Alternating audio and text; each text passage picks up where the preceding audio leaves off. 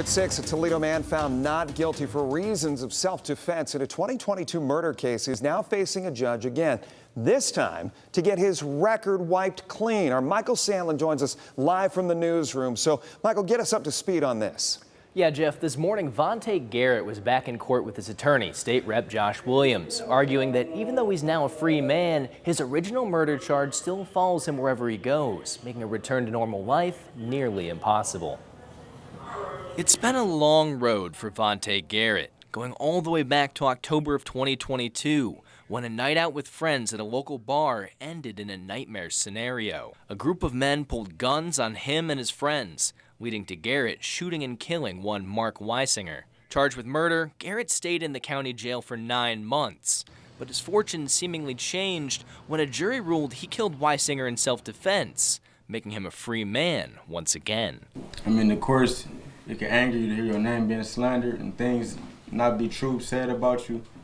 But honestly, you just gotta trust the justice system. Since then, things haven't returned to normal. Not only is Garrett homeless after selling his home and truck just to pay for his trial, his original murder charge still lives on his record. And he says this has caused him to be turned down for job after job. And he even testified it led to a run-in with a Toledo police officer in April who saw his record during a routine traffic stop. The officer comes back and he says, "All right, hands behind your back."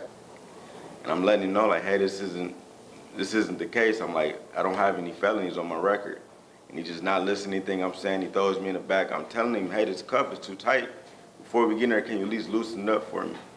None of that, you know, I'm being called a murderer. You murdered somebody and you're acting like this because I'm crying because my wrist is in pain.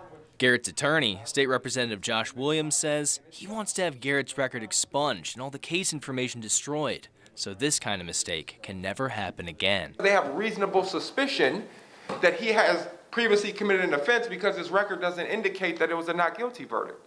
So now every time he comes in contact with law enforcement, he faces the injustice of being handcuffed in front of everybody in the community. But the state is pushing back against the expungement, wanting to wait at least 5 years before sealing Garrett's records. In court Monday morning, the state's attorney said they don't want society to perceive Garrett as a murderer. Only that he has, and potentially would again, use a firearm in a violent manner for any reason.